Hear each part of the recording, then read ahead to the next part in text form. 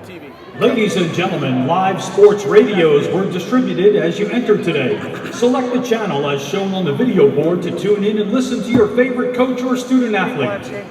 And stay connected and participate in the conversation using the hashtag CFB Playoff. It seemed like, especially early on, maybe they used it a little more than you guys were expecting. We expected them to use tempo. They did a great job alternating how they played the game, which is part of, every game you play. They're going to be packages for every offense that pick up the pace and things where they check with me, and they did a great job throughout the game. And I think anytime you play defense in today's day and age of college football, you better be ready to handle tempo. The way you guys really seem to maximize personnel groupings with your substitutions, what did that take away when they sort of stuck you in your base for stretches in that game? Well, you get to sub when they sub, so you're prepared that, hey, when they don't sub, then you either have to get them on extremely quickly, or you have to play with the guys you have. And when they subbed, we were able to sub, and we have to follow the plan from that standpoint. You took out Michigan and Ohio State in the last two CFP semifinals. Can you talk about the differences in those offenses and what challenges they present, different styles to you guys' defense? Yeah, you gotta do what your personnel dictates. So both of those teams kind of play to their strengths. Obviously, when we played Michigan, they had a lot of great tight ends, the offensive line, and they would take shots down the field. And then you play Ohio State, they have great quarterbacks and receivers and really skill players across the board on their offense, as well as an offensive line, so they threw it around more. I think, offenses that make it to this part of the season, just like TCU and what they've done to get here, that they play to the strengths of their players and they use them well. That's what every great offense does. And so, those two teams were different stylistically, but they were the same in the way that they made sure to get the ball in the hands of their playmakers. That's what you have to do.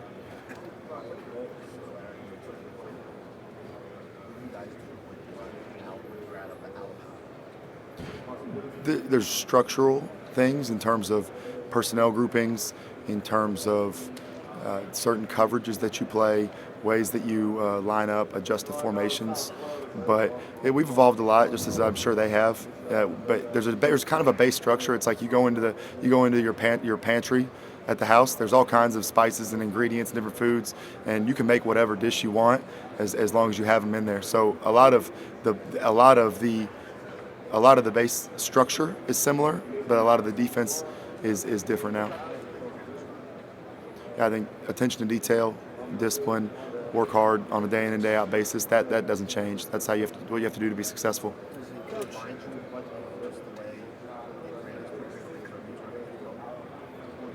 I think every successful organization in the world has a high standard for how they do things, and it starts with great leadership, which Coach Smart brings, and so does Coach Saban. So, yeah.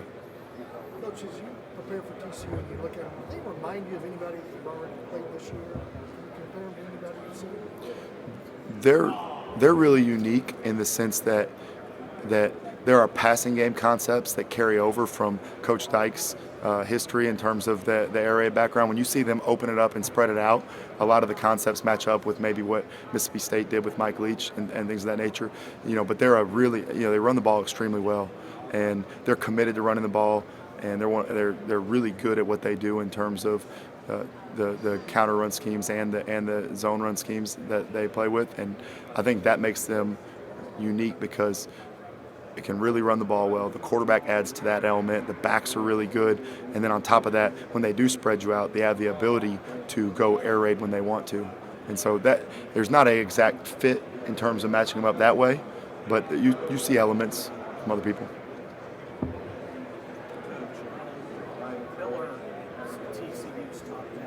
Yep. He's injured, so he's a musical player. But just how much did Democrado kind of make your guys' eyes or kind of see him as a He's been making great runs all year. He's an explosive back that breaks tackles, makes people miss at the second level, and has home run speed. And you just saw that come to fruition against Michigan as he had more opportunities. But I think if you watch the explosive play reel, and they're an extremely explosive offense, and you just watch every play over 15 yards on the season, he shows up all over it, whether it was last game or the first game of the season. And I think that it's easy when you watch the tape, regardless of what the stats or carries show, to have a lot of respect for that guy. He's a really good back. Is he kind of a big game guy?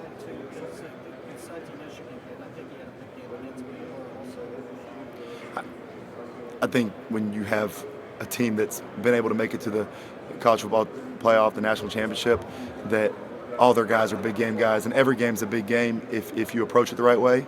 And I think he's been consistent throughout. But there's been obviously some games where he's had more explosive runs. And so I understand why you say that.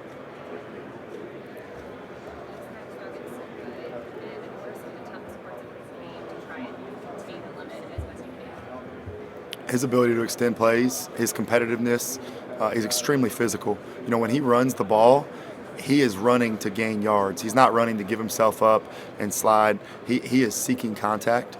I think that you have to prepare for that at a high level because, you know, a lot of quarterbacks slide. A lot of people don't, you know, there's hidden yardage throughout the game where if you don't tackle him like a running back, then you can let a 2nd and 7 turn into a 2nd and 3 in the hurry, and you can't play the game that way.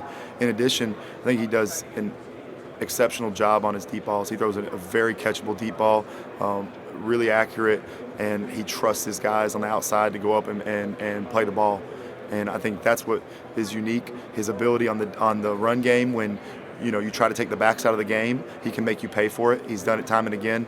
When he scrambles to run, and he adds yards at the end of the run, which extends drives. And then he's really become, and when you watch him this year compared to where he was when you go back and watch film earlier in his career, he's really evolved as a passer.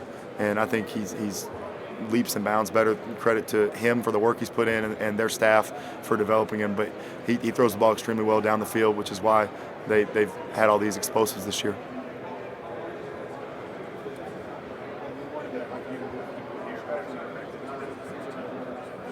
Yeah. What do you remember from that year in terms of the different transition,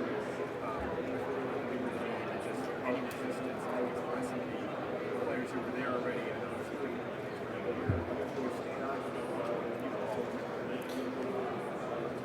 year. My best memories from that year are about the guys who embraced what we were doing and who had a vision for what we've been able to accomplish now and wanted to be a part of that. There's always difficulties in transition years. I would bet that if you asked Coach Dykes, that there's been difficulties that they've managed to overcome this year and been extremely successful, and a credit to them in their first year to be able to do what they've done. But my main memories from that year is honestly about the guys who ended up becoming the leaders in that program and who laid the foundation for what we are doing now, because you could see that from Nick Chubb and Sony Michel. You could see that from Isaiah Wynn, Lorenzo Carter, Davin Bellamy, Roquan Smith, so many guys beyond them. I could sit up here and waste my next 30 minutes naming all the guys who are so important to this foundation. And that's really what I remember, is not necessarily the guys that didn't want to get on the same page with us, but the guys who did, and a lot of credit goes to them for what we've been able to accomplish now. Just one quick follow-up. Obviously, 2017 was a great season. But do you remember any point in 16 or in spring football after 16 you since it started to turn a little bit? More guys were I think the postseason practice that year to get ready to play TCU in the Liberty Bowl, I think you saw guys approach that game, even though it was the Liberty Bowl, with no disrespect to that game, but it wasn't a New Year's Day bowl, it wasn't a playoff game. But the way those guys that I mentioned, in addition to the rest of the team, approached that game, they approached it as it was the first game of the next season and not the last game of the previous season. And that really sticks out to me because they went about it the right way. Yep. When you look off the game like last Saturday as a coach, how much you balance tip the cap, this is how college football's played now, you're playing a great offense, versus man to made a lot of mistakes, and you can't realize that. The first thing we do on Sunday, no matter what the scoreboard says, is be extremely critical in our write-up of what we did in the game. And, we go from things we did well to things we did poorly, to preparation errors, to personnel errors. Maybe we weren't in the right personnel grouping, or we mismanaged a substitution, whatever it was. And then other comments on the game, things that you would do the next time you played that opponent. If you were playing the game tomorrow, what would you have changed? And the list of things we did well, no matter if we're playing Samford or Ohio State, is always much shorter than the list of things we did poorly in our preparation errors, because we try to be as critical as possible of what we do, no matter what the scoreboard says. So I think you approach things the same way. Let's be really critical of what we need to fix, look at it, assess whether it was schematic, whether it was coaching based, whether it was execution based, whether it was technique based. And sometimes, you're in good position and you give up a play, and that's football. They work hard 365 days a year, the way we do too. So I think you got to look at it that way, and you got to focus on what you can do better yourself as a unit and as a team and as a coach or a player. And we try to approach it that way, and that's how you continue to get better and have success. Coach, what are some of the things you guys are focusing on trying to slow down? I think you have to make sure, first of all, he's obviously an outstanding player. What is great about him is his ability to not only get on top for the deep balls, but his ability to extend plays and get yards after catch. So I think you look at how does he create his plays and then present that in terms of here's what we have to do to limit him. So on deep balls, we have to win our fair share. We have to get him cut off and not let him get on top of us because he has great speed. So when he is on top, Duggan does a great job of putting the ball out there for him to run under it. And then on the intermediate throws or the short throws, the screens, the slants, things of that nature, we got to get him on the ground and limit yards after catch because he does a great job making you miss. Would you compare Duggan to any other SEC quarterback you all faced? And how tough is it to keep him in a pocket? I hate to do the comparison game. I know that it would be he's unique. There's a reason he's a Heisman finalist, right? And he does a great job with his legs and finishing runs, and he also does a great job in the passing game, especially on the deep balls. And that makes him unique because he's not just a runner, and he's not just a designed quarterback run guy. He's not just a guy who pulls the ball in zone read. He has over 500 yards on quarterback runs. He has another, I believe, 170 yards on scrambles, and then he throws the ball, really well down the field. So I think you have to be pretty unique to be a Heisman finalist, and so I would say he's just, that's what he is. He's unique in and of himself.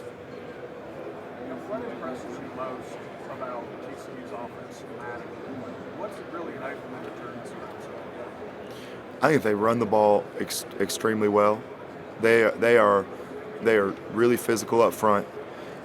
They have creative scheme in terms of ways to create issues for how you want to play certain runs. They're not going to they know the answers to what you're going to do to them in the run game, and they have plans for your answers.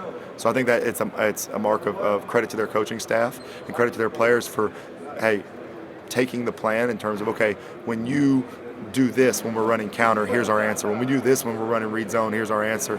And they have some really unique runs as well.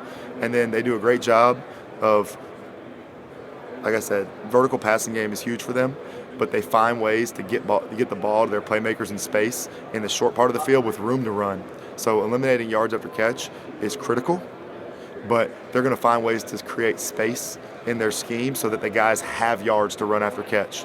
And we had a great job of getting to the ball with every hat we have to take that away. Is this a totally unique challenge? Are there parallels with any other offense that you guys went up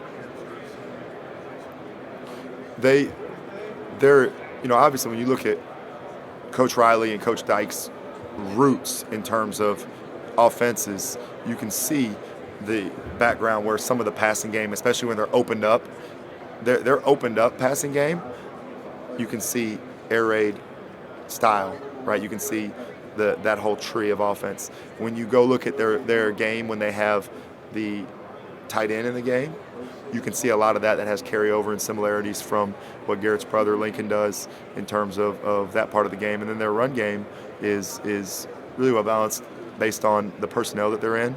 And so I think that obviously Coach Richter, who's their offensive line coach, he does a really good job in terms of scheming up the run game that they're going to use as well. So I think it's unique in that regard, but they're really good at what they do. Yep.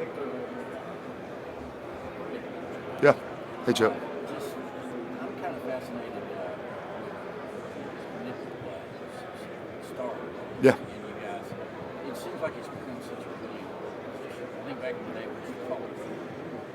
But, neither Javon nor Tyson are really big guys. But, obviously, acquired them. but it gets the run at the end and pass. What is it with those two guys in particular that you're using there that makes it work for them? What do they do to play that position well? So it's interesting you make reference to, we used to call it a rover. And I really think the rover position is, I don't want to say dead. It's not dead, but the way that guys would play as a rover has changed now. That's why the star is its own entity. A guy needs to be able to play like a slot corner, right? So you need a guy who's able to play man-to-man, because so much of the RPO game, so much of the spread game requires you to win isolated matchups. You can't just spot drop and play zone. And back when you think about a lot of rovers, when people would play with a rover, they were rushers or spot droppers a lot of the time. The star and the unique thing.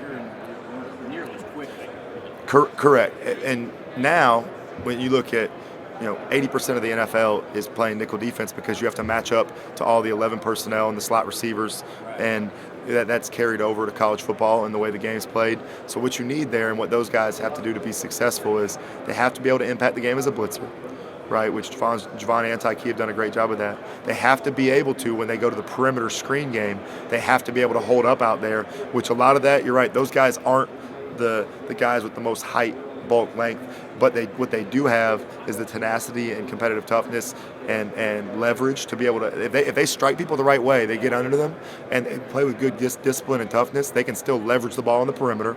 Okay, so blitz, leverage the perimeter screen game and run game, and then they got to be able to win in man-to-man coverage at the end of the day, because slot receivers are so good. Slot receivers are not where you put your third best option now. In some offenses, slot receiver is the first or second best option. So you have to be able to win there, and it's a really unique position. And in recruiting now, you don't necessarily recruit a star per se, but every guy you say, whether he's a corner or a safety, can he play star? And it's a huge value if you think it's a guy who is a corner with enough toughness and size that could play star, or a safety you're recruiting that has enough man-to-man coverage ability to slide down there. And the more guys you have who can play star, the better you'll be on defense. When you're recruiting DBs to not recruit stars, but this guy's got some quarterback safety. Every guy who plays DB needs to have a secondary position in our mind, whether that's a nickel or a dime, or a guy who you think could play safety and corner. You want to have a guy who can be really versatile scheme-wise, the way we love to sub. You don't want to have a guy who can only do one thing. One, for their career, it's important for their career that they're able, if they want to have longevity, to be able to be versatile. And two, for us to be able to match up with all the different offenses we play, because week to week, the style of the offense changes, and then what we're going to ask each position on the field changes, so to speak. It's a really important position. Yep.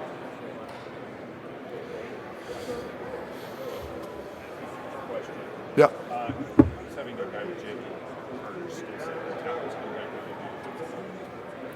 I think that what's unique about Jalen is his ability to impact the game, both in the run game and pass game, and his level of athleticism.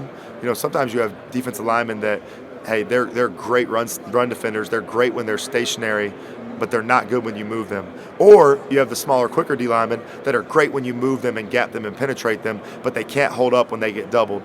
Or you have the guys that are your first and second down only guys that can't play on third down, or the third down guys that really don't want them in there on first and second down. And so he can do all that.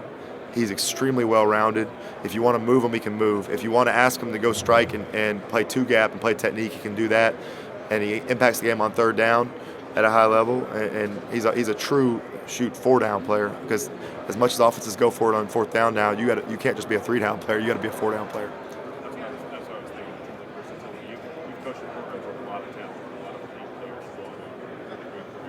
Where does he rank in terms of guys you've seen that versatility and also response? He's really good. You won't get a ranking out of me. That's out of fairness to him and out of guys that we've been around before. But he's really good. His best is really, really good. He is humble and quiet, and he just loves football, and he loves his teammates. I mean, if you watch, you'll see him hang out with the walk-ons as much as you will the scholarship guys, and I think that's unique. He values everybody in the organization.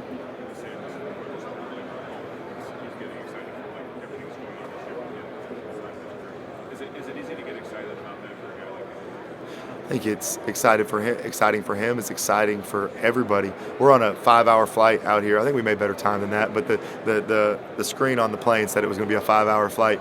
And when you're traveling and you're looking out the window, you say, man, the game of football has brought so many people together and has brought so many people a long way. And it's such a beautiful thing about what sport is able to do and this event in general. Yep. No problem.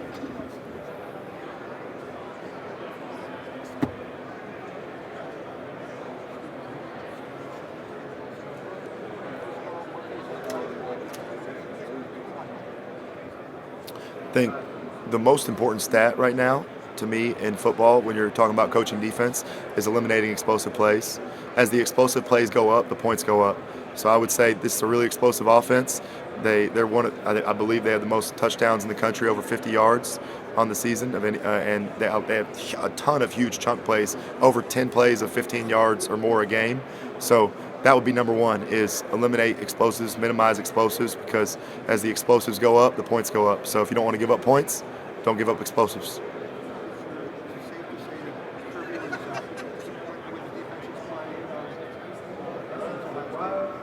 Our goal in every game is to limit what the other team does as much as possible. We don't relax our standards based on who we are playing or what they're good at. We're proud of the way they competed. But the guys were resilient and never gave up. Obviously, y'all can look at the scoreboard and say we gave up way too many points, way too many explosives. But the guys on the sideline were resilient. They knew that we had to get one. The next drive was the only drive we could control. And so if we get one stop, we give the offense back the ball, and then we try to get another stop. And the guys did that. And I don't know how you could say that you're disappointed of somebody when they never quit and they were resilient and they didn't let this. You as a coach, you preach all the time about playing without a scoreboard, and they did that. Do we want the results to be better? Absolutely. Okay, that's nobody shies away from that, players and coaches included. But you can't be disappointed of people who never stopped chopping, never stopped focusing on what they had to do for us to win.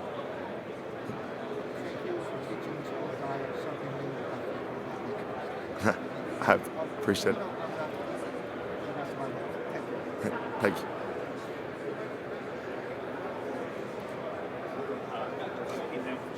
Yep.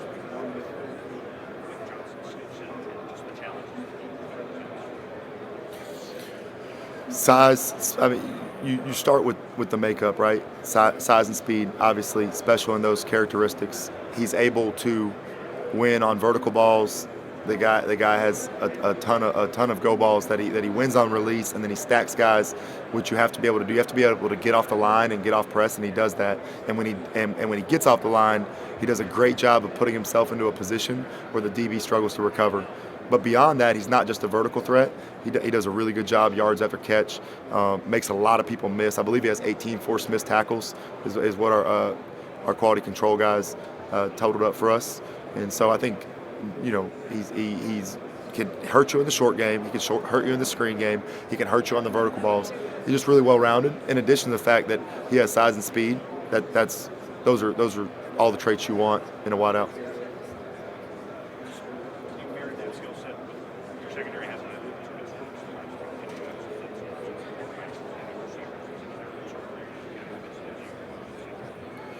When you play in championship games, there's one-on-ones all over the field, and great players, they embrace the challenge of one-on-one matchups. So I think our guys are excited.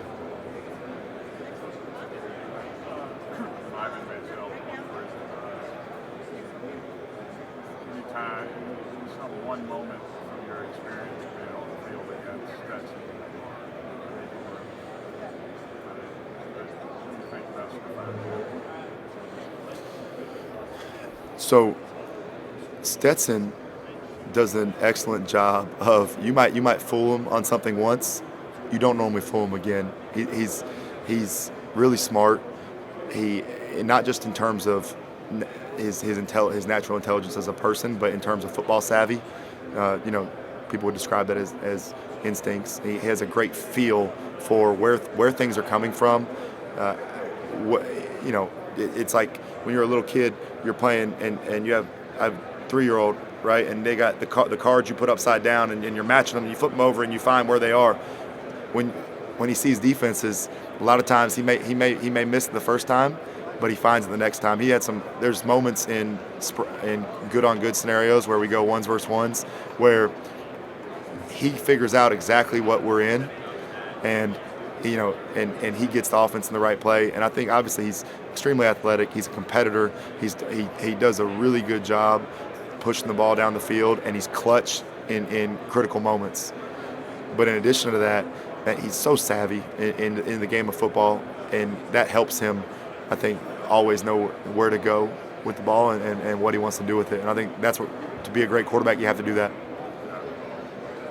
More so, I mean, how early did you notice that? The physical skill set you noticed early in terms of his ability to extend plays and cause problems. It's well documented going back to when we played in the Rose Bowl that he gave our defense fits when he was emulating Baker Mayfield as the scout team quarterback. That physical skill set he had in high school. If you go watch the film at Pierce County, he's running around all over the field and making those throws. You don't really know what level of processor somebody is, what level of football instincts they have until they're out there. And man, he's so impressive in that way. In addition to, he has great physical tools in terms of his athleticism and ability to extend plays, and he throws the heck out of the football. Yeah. What's different for you guys this year? Last year, Indianapolis, a rematch scenario, 41 years. This year, different team. Does this feel different than last year, or is it still playing in a national championship game and there's going to be pressure?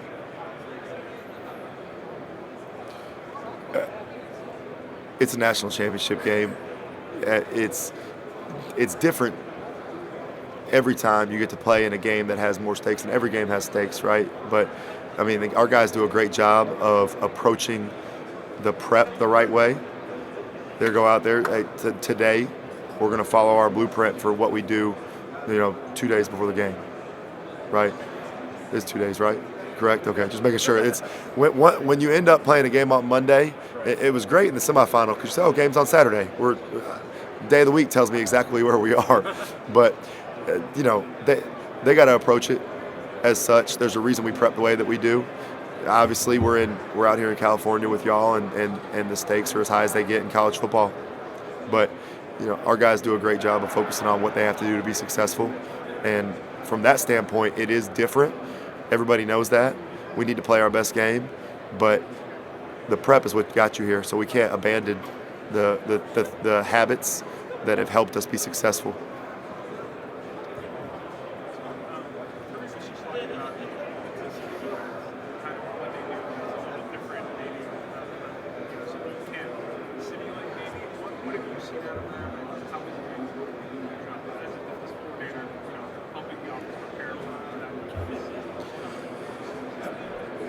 I've been so far into what we need to do to limit their offense that's exceptional that I have not been able. Obviously, I'm familiar with how they line up and what they do stylistically, and we try to do the best job possible with our scout teams here. And we have a lot of coaches committed to scout work, and they're helping the best way that we can to help our offense. But if I started making comments about the TCU defense, it would be without enough research because we got our hands full with their offense.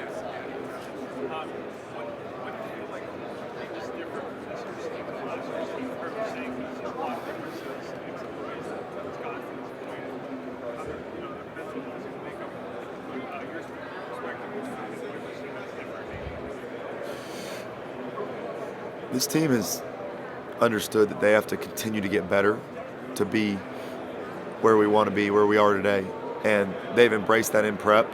And I think last year's team, for credit to them for all the talent that we had, they always wanted to continue to attack the day and become the best version of themselves. But I think if you were marrying up and say what's different is just how far some of these guys have had to come to improve. They have a great skill set, or they wouldn't be at the University of Georgia. Anybody that gets recruited to play here has ability. But there have been a lot of guys who've had to grow significantly, whether that's a guy who's played but has never been a leader that had to become a leader, guys who are young who had to step in starting for the first time, or guys that are older who may have been role players that have had to really step up and play a lot of snaps for us. I think that's the biggest difference. Is just I love these guys for how they've competed and the strides that they've made to get where we are. Yeah.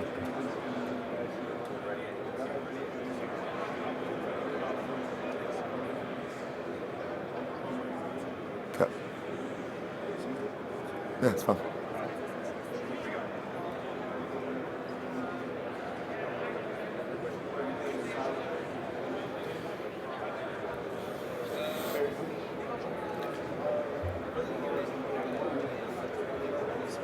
Oh, sure, thank you. A lot of talking. Sorry, man. Newheiser gets a hold of the mic. No issue. Thank you. It's a fact. So,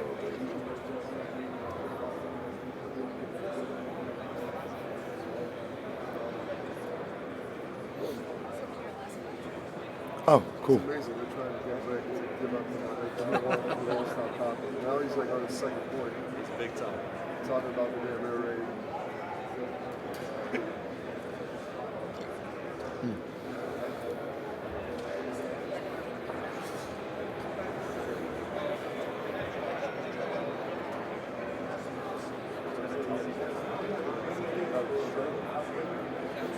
All right, we're here with Schumann, co-defensive coordinator for Georgia. How much of the game plan last week are you able to carry over? Is this something to start from scratch and build a whole new program?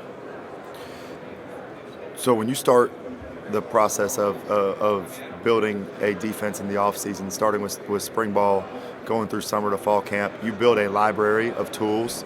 You try to prepare yourself to have answers for every type of offense, and that way you have a good bank to work from. And so when you start on Sunday, let's say Sunday, even though it wasn't a Sunday this time, of game prep, you look at your whole menu of what our players already know and say what fits this offense. And then you say, okay, where are the holes based on what they do that we need to have answers for what they're going to do. So it's not a whole new defense. We haven't played the same. There are certain calls that have carried over to every opponent we've played this year. And there are certain calls that have showed up for one opponent and disappeared forever.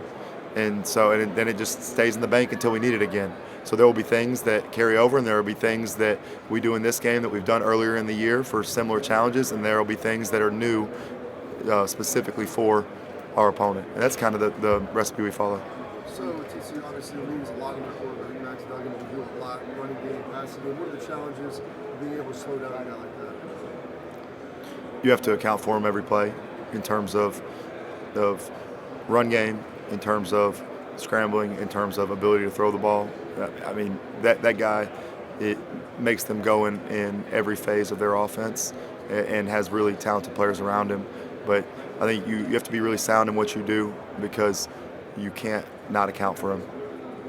Thanks, man. We appreciate it. Yeah, absolutely. Toss it over to you, Jay. Okay, perfect.